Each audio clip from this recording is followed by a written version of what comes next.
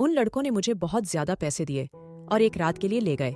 जब पांचों लड़कों ने मेरे जिस्म से अपनी हवस पूरी कर ली तो अचानक उनका छठा दोस्त भी आ गया।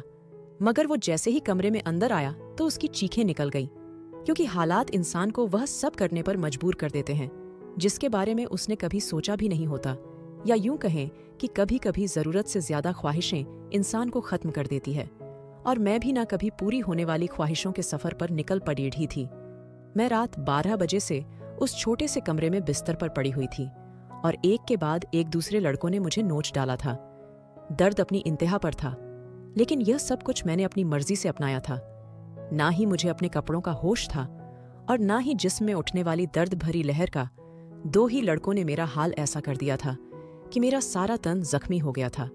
सोचकर ही मेरी आत्मा कांप रही थी कि और भी 3 लड़के मेरे साथ अपनी हवस पूरी करने आने वाले हैं और मुझे पूरी खुशी से उन्हें वक्त देना है। मैंने कभी सोचा भी नहीं था कि मेरी जिंदगी की कोई रात ऐसी भी होगी। यह सब मैं एक भारी कीमत के एवज कर रही थी, इसीलिए पीछे हटने का कोई सवाल ही नहीं था। मेरी जिम्मेदारियां और मेरे घर वालों की ख्वाहिशें मुझे उस रास्ते पर ले आई थीं जहां मैंने एक ही रात में 5 लड़कों के साथ रात गुजारने की हामी भर ली थी। आम हालात में तो किसी लड़की के लिए ऐसा सोचना भी मुमकिन नहीं, लेकिन मैं जिस जगह खड़ेढ़ी थी वहां मुझे यह फैसला करने में ज्यादा वक्त नहीं लगा था। वह सब सेहतमंद और तंदुरुस्त नौजवान थे जिनकी ताकत के आगे मैं कुछ भी नहीं थी। बिस्तर तक आने वाले दोनों नौजवानों ने लम्हों में मुझ पर काबू पाकर मुझे पूरी तरह अपनी हवस का निशाना बना लिया था। यह पहली दफा था जब मुझे किसी मर्द ने छुआ था। दूसरे लड़के के निकलते ही तीसरा लड़का भी कमरे के अंदर चला आया। मैंने एक गहरी सांस बाहर निकाली। मैं थोड़ा वक्त चाहती थी, लेकिन वह कहने लगा कि इतना वक्त नहीं है मेरे पास। बाहर उसके और भी दोस्त इंतजार में बैठे हैं। उसकी बात सुनकर मेरी आंखों से आंसू बह निकले।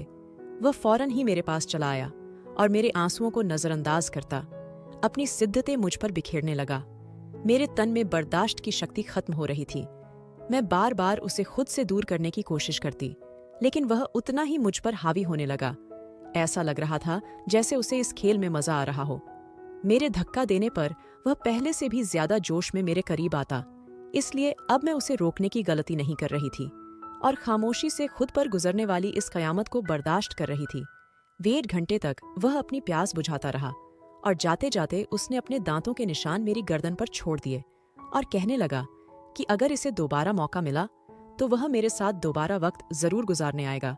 उसके जाने के बाद मैंने एक निगाह अपने तन पर डाली तो मैं कांप गई।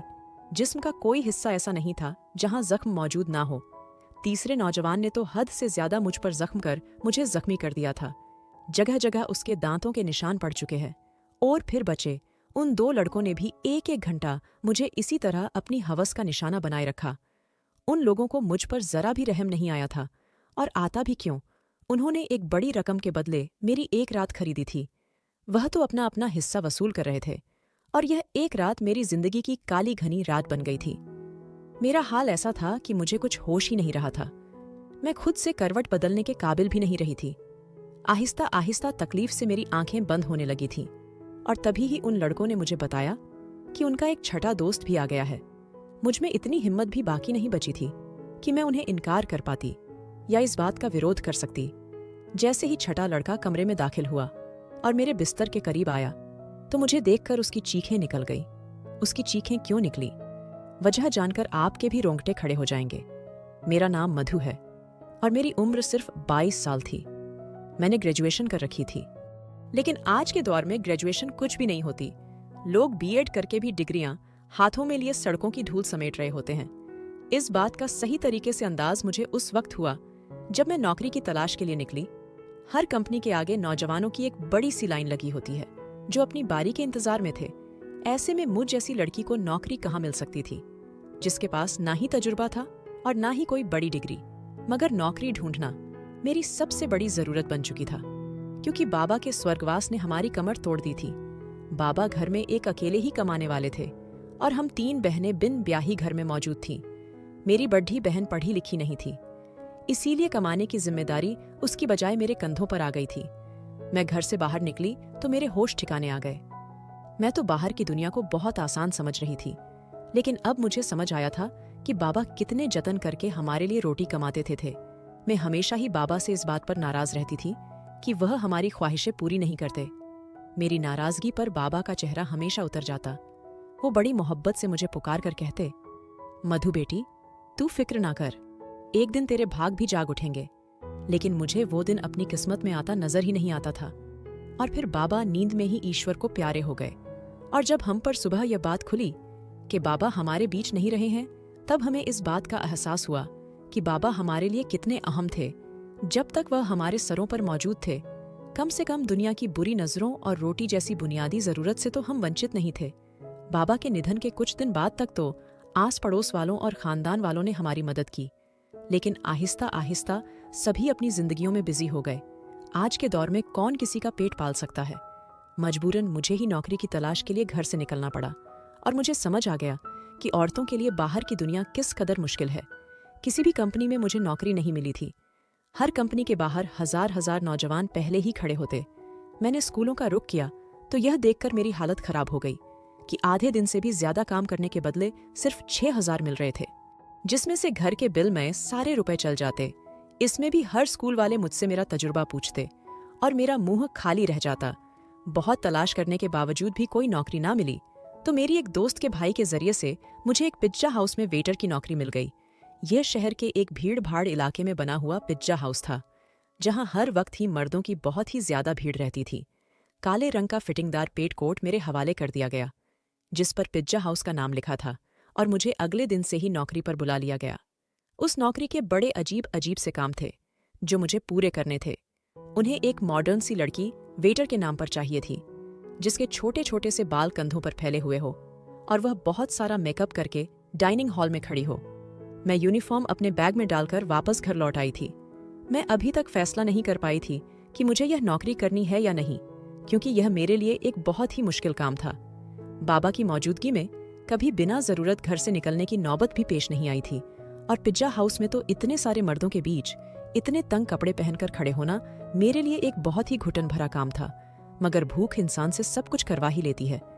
मैं वहां से वापस घर आई तो मेरी माँ दरवाजे पर ही परेशान सी खड़ी थी। मुझे देखकर उनकी आंखों में आंसू आने लगे। मैंने माँ से कहा कि वह दरवाजे तक क्यों चली आई, तो माँ रोते हुए कहने लगी कि बेटा, बिजली के मीटर वाले आए थे और उन्होंने हमारी बिजली काट दी है। माँ की बात सुनकर मेरा दिल धक से बैठ गया था। गर्मी जोरों पर थी और ऐसे में बगैर बिजली के गुजारा करना बहुत ही मुश्किल था।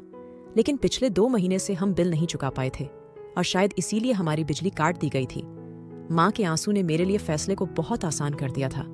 मैंने माँ को गले लगाया और उन्हें बताया कि मुझे एक अच्छी जगह नौकरी मिल गई है और कल से मुझे नौकरी पर जाना है। माँ ने मेरे सर पर हाथ रखकर कहा कि अब तुम ही मेरा बाजू हो और तुम्हें ही अपनी दोनों बहनों की शादियां करानी है। माँ ने एक भारी जिम्मेदारी मेरे कंधों पर डाल दी थी और मैं सोच रही थी कि मैं यह जिम्मेदारी कैसे निभाऊंगी, लेकिन मुझे ही यह फर्ज निभाना था। माँ पूछ रही थी कि मुझे नौकरी कहाँ मिली है, लेकिन मैं उन्हें नहीं बताना चाहती थी कि मुझे कहाँ नौकरी मिली है। इसीलिए मैंने माँ से कह दिया कि एक बड़ी सी कंपनी में एक अच्छी नौकरी मिल गई है। मेरी नौकरी का वक्त दोपहर 3 बजे से रात 11 बजे तक था और यह बात मैंने बड़ी मुश्किल से माँ को बताई थी। मेरी नौकरी का वक्त जानकर वो हैरत से मेरी तरफ देखने लगी कि यह कौन सी कंपनी है जहां दोपहर 3 बजे बुलाया गया है। मैंने झूठ कह दिया कि यह एक मल्टीनेशनल कंपनी है जो 22 घंटे चलती है। इस वक्त हमें पैसों की इतनी जरूरत थी कि माँ ने और ज्यादा सवाल करने की बजाय मुझे तरक्की की ढेर सारी दुआएं दी और अगली दोपहर 2 बजते ही पिज्जा हाउस के लिए रवाना हो गई।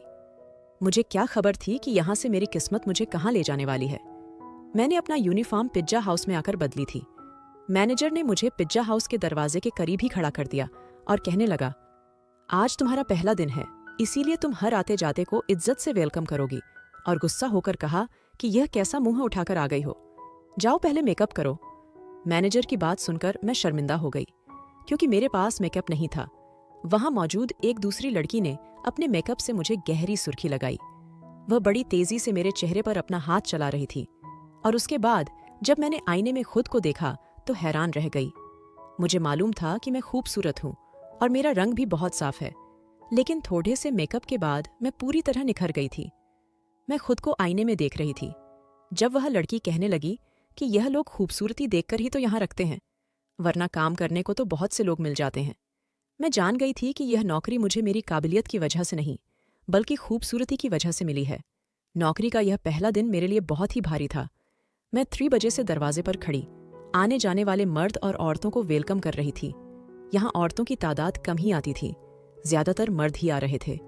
रात गए तक मेरे पैरों में बहुत ज्यादा दर्द हो चुका था और अभी मुझे वापस बसों के धक्के खाते हुए घर भी पहुंचना था। 12 बजे के करीब मैं घर पहुंची थी। माँ मेरे इंतजार में जाग रही थी। मैंने माँ के साथ बैठकर खाना खाया और फौरन ही बिस्तर पर लेट गई। मुझे बाबा की बहुत याद आ रही थे। बाबा मेरे सबसे ज्यादा नखरे उठाया करते थे, फिर भी मैं हमेशा उनसे किसी न किसी बात पर रूठ जाती थी। पैरों की तकलीफ से तड़पते तड़पते कब मुझे नींद लग गई पता ही नहीं चला। अगले दिन मैं फिर 2 बजे के करीब घर से निकल गई थी। आज मुझे दरवाजे के पास खड़ा नहीं किया गया था, बल्कि ऑर्डर लेने का काम दिया गया था। यह काम मुझे थोड़ा सा आसान लगा था, लेकिन कुछ ही देर में अंदाजा हो गया कि यह काम बिल्कुल भी आसान नहीं था। मैं जिसके पास भी ऑर्डर लेने के लिए जाती, उनमें से अक्सर मर्द मुझे सर से पांव तक देखते और मुस्कुराते। बदले में मुझे भी मुस्कुराहट जाहिर करनी पड़ती, क्योंकि यह मेरी नौकरी का नियम था। जानबूझकर ऑर्डर देने में काफी वक्त लगा दे और कभी कभी तो ऑर्डर देते वक्त इस कदर करीब आ जाते कि मेरा सांस रुकने लगता। यह पिज्जा हाउस मुझ जैसी वेटर की वजह से ही चल रहा था। इस बात का अब मुझे अच्छी तरह अंदाजा हो गया था कि यहाँ आने वाले ज्यादातर मर्द लड़कियों की वजह से ही आते थे। दिन तेजी से गुजर रहे थे और मुझे यहाँ नौकरी करते करते महीना हो गया था। उस एक हफ्ते में काफी कुछ ऐसा हुआ जो मेरे लिए बहुत ही अजीब था। मर्दों की अजीब अजीब निगाहें, ऑर्डर देने के बहाने करीब आना और डबल मीनिंग शब्दों का तबादला। लेकिन उस नौकरी की सबसे अच्छी बात यह थी कि तनख्वाह से हटकर उस 1 महीने में टिप के काफी पैसे जमा हो गए थे। मैंने उन पैसों से बिजली का बिल पे किया था। आहिस्ता आहिस्ता मैं पिज्जा हाउस के माहौल की आदी होती जा रही थी। 5 लड़के रोज ही शाम के वक्त पिज्जा हाउस आते और सबसे कोने वाली टेबल पर बैठ जाते। वह टेबल मेरे ही हिस्से में थी और रोजाना मैं ही उनके पास ऑर्डर लेने के लिए जाती थी। वह पांचों ही 24-25 साल के नौजवान थे जो मुझे गहरी निगाहों से देखा करते थे। आज भी मैं उनके पास ऑर्डर लेने के लिए गई तो उनमें से एक पूछने लगा, तुम यहाँ बहुत मजबूरी में नौकरी करती हो ना? मैंने हाँ कह दिया। उसने फौरन ही अपना कार्ड निकालकर मेरे आगे रखा और कहने लगा, तुम बहुत ही शरीफ लड़की लगती हो। अगर कभी किसी मदद की जरूरत पड़े तो याद कर लेना। बिना सोचे समझे ही मैंने वह कार्ड उठाकर अपने कोट की जेब में रख लिया तो वह मुस्कुरा उठा। उसके बाद यह सिलसिला चल पड़ा। रोज ही मैं उनका ऑर्डर लेने जाती और उनमें से कोई ना कोई मुझसे कोई सवाल पूछ लेता। रोजाना होने वाली इस मुलाकात की वजह से हम थोड़े फ्रेंडली से हो गए थे।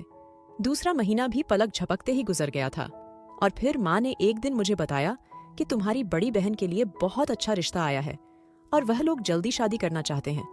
माँ की बात सुनकर मैं परेशान हो गई, क्योंकि अभी तो मैंने घर का खर्चा ही अपने कांधे पर उठाया था। शादी की जिम्मेदारी का मैं सोच भी नहीं सकती थी।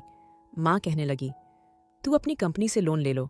कितनी बड़ी कंपनी है, लाख रुपये भी लोन मिल गया तो तेरी बहन की अच्छे से शादी हो जाएगी। मेरी बड़ी बहन भी 20 साल की हो रही थी और माँ उसकी तरफ से बहुत परेशान थी। अब मैं माँ को क्या बताती कि मैं तो पिज्जा हाउस पर मामूली सी नौकरी कर रही थी, लाख रुपए मुझे कहाँ से मिलते। मैंने माँ की बात का कोई जवाब नहीं दिया, लेकिन माँ की आंखों में मुझे चमकती हुई उम्मीद साफ दिखाई दे रही थी। माँ को यकीन था कि मुझे कंपनी से लोन मिल जाएगा और मैं सोच रही थी कि मेरे झूठ ने मुझे कहाँ फंसा दिया है। अगले दिन मैं नौकरी पर भी सारा वक्त परेशान रही और यह बात मेरे साथ काम करने वाली लड़की ने नोट कर ली। वह मुझसे कहने लगी कि क्या बात है मधु, आज तुम बहुत ही ज्यादा परेशान लग रही हो। मैंने उसे बता दिया कि बड़ी बहन की शादी करनी है और मेरे पास बिल्कुल भी पैसे नहीं है। मेरी बात सुनकर वह कहने लगी, तो इतना खर्चा करने की क्या जरूरत है, सादगी से विदा कर दो।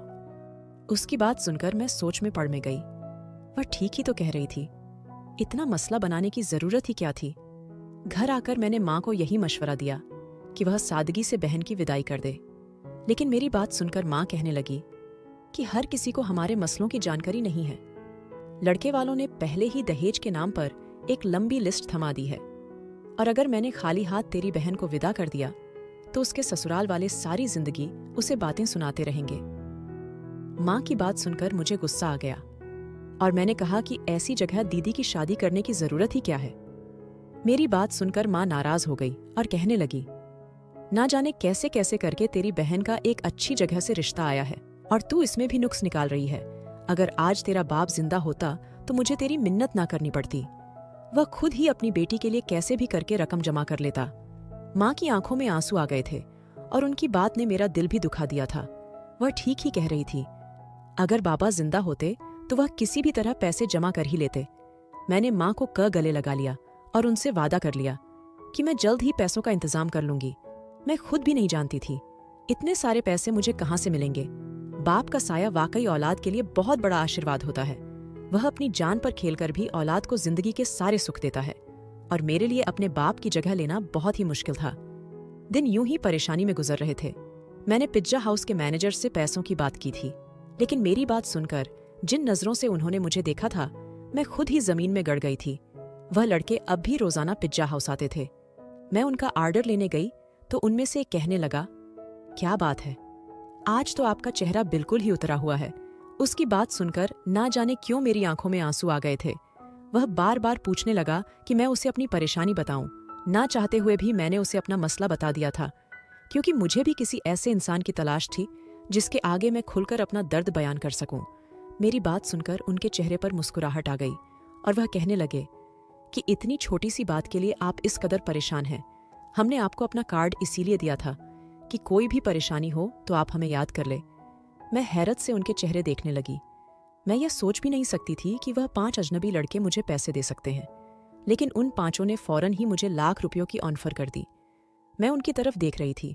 वह कहने लगे, 1.5 लाख रुपये देना उनके लिए कोई बड़ी बात नहीं है, लेकिन मुझे भी उनके कुछ काम आना होगा। उनकी बात सुनकर मैं ठिठक गई। उन लड़कों को मुझसे क्या काम हो सकता था, यह बात समझने में मुझे ज्यादा देर नहीं लगी थी। मैंने फौरन ही घबरा कर कहा कि मैं एक शरीफ घराने से संबंध रखती हूँ और मैं कोई गलत काम नहीं कर सकती।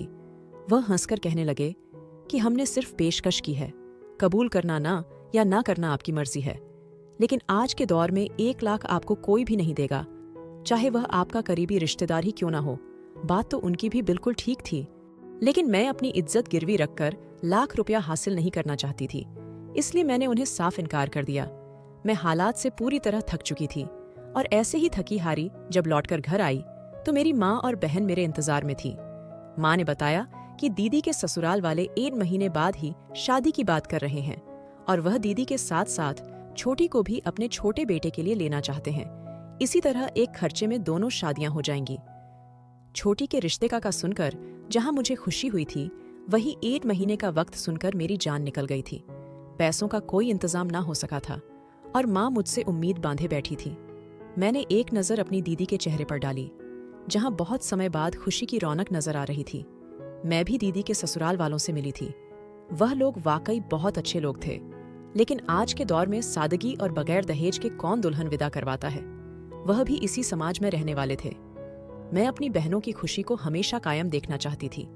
मैंने माँ से कहा कि आप शादी की तारीख पक्की कर दे, पैसों का इंतजाम हो जाएगा। मेरी बात सुनकर तो घर में खुशी की लहर दौड़ गई थी, मगर वह लोग इस बात से बेखबर थे कि ये खुशी उन्हें मेरी आबरू की बर्बादी के बदले हासिल होने वाली थी। अगले दिन मैंने उन 5 लड़कों से हामी भर ली। वो मुस्कुराकर कहने लगे कि हम जानते थे कि आप जरूर मान जाएंगी। उन 5 ने एक रात के लिए मुझे अपने साथ ले जाने की बात की थी। मैंने माँ को बता दिया कि साल के आखिर की वजह से कंपनी में काम बहुत ज्यादा है और मुझे एक रात कंपनी में ही गुजारना होगी। कंपनी ने मेरा लोन मंजूर कर लिया है, इसीलिए मैं उनकी बात मानने में मजबूर हूँ। लोन पास होने की बात सुनकर माँ इस कदर खुश हो गई कि उन्होंने मुझे रात रुकने की इजाजत भी दे दी और मैं पिज्जा हाउस से छुट्टी होने के बाद उन 5 लड़कों के साथ चली गई। उन 5 ने मुझे अपनी दरिंदगी का निशाना बना डाला और जब छठा लड़का अंदर आया तो मुझे देखकर उसकी चीखें निकल गई, क्योंकि पूरा बिस्तर खून में भीगा पड़ा था और मैं अपनी जिंदगी की शायद आखिरी सांसें ले रही थी। उसने तुरंत ही मुझे अपने बाजुओं में उठाया और गाड़ी में डालकर एक छोटे से अस्पताल में ले आया, जहां शायद उसका कोई जानने वाला ही डॉक्टर था। कई घंटे आईसीयू में रहने के बाद मेरी हालत कुछ बेहतर हुई, लेकिन मेरा जख्मी तन मेरी बर्बादी की गवाही दे रहा था। वह लड़का उन 5 का ही दोस्त था, लेकिन उसके अंदर इंसानियत अभी बाकी थी और उसे मुझ पर रहम आ गया था, वरना शायद मैं उसी बिस्तर पर दम तोड़ जाती। मैंने माँ को फोन करके बता दिया था कि मेरी कंपनी से छुट्टी नहीं हुई है। उस लड़के ने अस्पताल का सारा खर्चा खुद उठाया था और उसके दोस्तों से वो लाख रुपये लेकर मुझे दिए थे। वह 5 बहुत ही अमीर कारोबारी लोगों के बेटे थे, जो चाहते तो बगैर मुझे बर्बाद किए भी मेरी मदद कर सकते थे। मेरे ठीक होने पर मुझे अस्पताल से छुट्टी मिल गई थी और रकम भी मेरे हाथ आ गई थी। लेकिन अब कुछ भी पहले जैसे नहीं रहा था। उस लड़के ने मुझे अपनी फैक्ट्री में नौकरी की ऑफर दी थी और यकीन दिलाया था कि मैं वहां इज्जत से नौकरी कर सकूंगी। आज मेरी दोनों बहनों की शादी हो गई और मैं उस लड़के की फैक्ट्री में नौकरी कर रही थी। एक बात मैं अच्छी तरह जान गई थी कि आज के इस दौर में बगैर किसी मतलब के मदद करने वाले लोगों की गिनती ना होने के बराबर है। हमेशा नौकरी करने वाली लड़कियों को इज्जत की नज़र से देखें, क्योंकि वह बहुत ही मजबूरी की हालत में अपने घरों से निकलती है, चाहे फिर वह तंग कपड़े पहनकर किसी पिज्जा हाउस के दरवाजे पर ही क्यों ना खड़ी हो। दोस्तों, वीडियो कैसा लगा कमेंट करके ज़रूर बताना और हाँ, लाइक, चैनल को सब्सक्राइब ज़रूर करना।